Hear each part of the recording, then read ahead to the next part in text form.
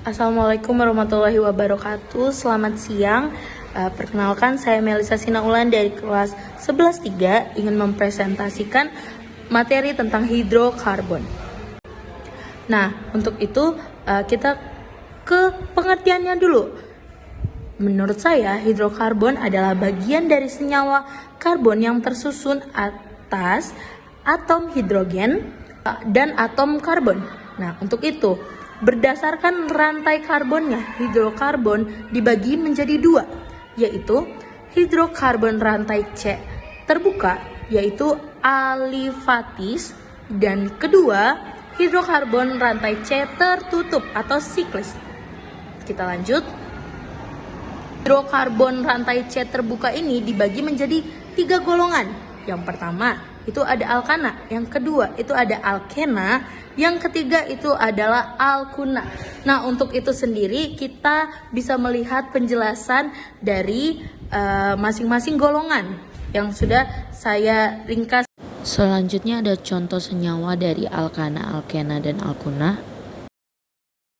Selanjutnya kita lihat perbedaan senyawa organik dengan senyawa anorganik. Di sini saya ambil 5 perbedaan saja. Contohnya senyawa organik itu titik didihnya dan titik lelehnya itu lebih rendah daripada senyawa anorganik, dan juga di sini senyawa organik itu sedikit larut dalam air atau pelarut polar dan mudah juga dilarutkan dalam pengelarut non-polar. Tapi kalau senyawa anorganik itu lebih mudah larut dalam air atau pelarut dari polar daripada pelarut non-polar, seperti itu. Selanjutnya seperti senyawa organik itu mudah terbakar, sedangkan senyawa anorganik itu tidak. Terus juga kalau dari reaksi itu senyawa organik itu kurang reaktif ya, dan senyawa anorganik itu lebih reaksi atau reaktif. Nah, kalau soal ikatannya, senyawa organik itu ikatannya kovalen, sedangkan senyawa anorganik itu umumnya ikatannya ion. Selanjutnya di sini ada klasifikasi atau penggolongan hidrokarbon yang terdiri dari atom C dan H. Nah, berdasarkan jenis ikatan antar atom karbonnya, hidrokarbon itu dibagi menjadi 2. Yang pertama itu ada hidrokarbon jenuh, yang kedua ada hidrokarbon tak jenuh. Di sini kita bisa lihat penjelasannya sedikit dari perbedaan antara keduanya. Selanjutnya, kalau misalnya dari bentuk rantai karbonnya itu dibagi menjadi 3. Yang pertama hidrokarbon alifatik, yang kedua hidrokarbon alisklik, dan yang ketiga di sini ada hidrokarbon aromatik. Nah, kita juga bisa lihat penjelasan sedikit tentang penggolongan atau klasifikasi hidrokarbon berdasarkan bentuk rantai karbonnya. Di sini juga ada pembagian senyawa karbon berdasarkan yang sebelumnya sudah dijelaskan, yaitu ada yang rantai terbuka dan rantai tertutup. Di sini ada pembagiannya.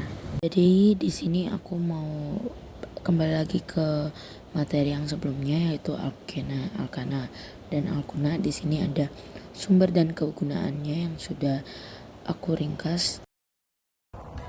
Sifat fisik hidrokarbon itu bervariasi tergantung pada jenis dan panjang rantai karbonnya. Secara umum, hidrokarbon tidak terlarut dalam air tetapi larut dalam pelarut nonpolar. Nah, titik leleh dan titik didih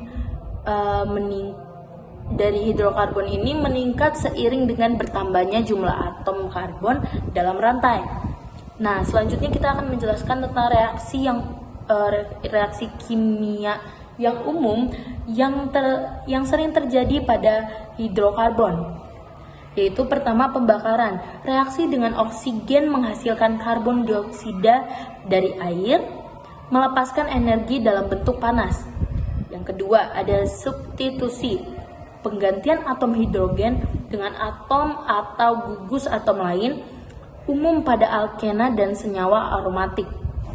Nah, yang kedua itu ada adisi, penambahan atom atau molekul keikatan rangkap, umum pada alkena dan alkuna.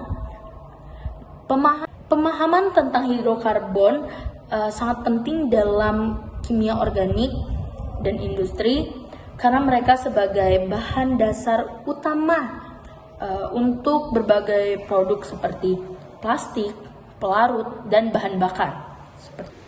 Selanjutnya ada jenis atom karbon dalam rantai karbon. Di sini ada 4. Pertama, karbon primer. Nah, itu adalah karbon yang mengikat atom karbon yang lain. Nah, yang kedua ada karbon sekunder. Nah, atom karbon ini yang mengikat 2 atom yang lain. Nah, kalau karbon tersier ini yang ketiga, atom karbon yang mengikat 3 atom karbon yang lain. Kalau karbon quarter itu adalah karbon yang mengikat 4 atom karbon yang lain. Nah, untuk itu sekian penjelasan hidrokarbon dari saya. Kurang lebihnya mohon maaf.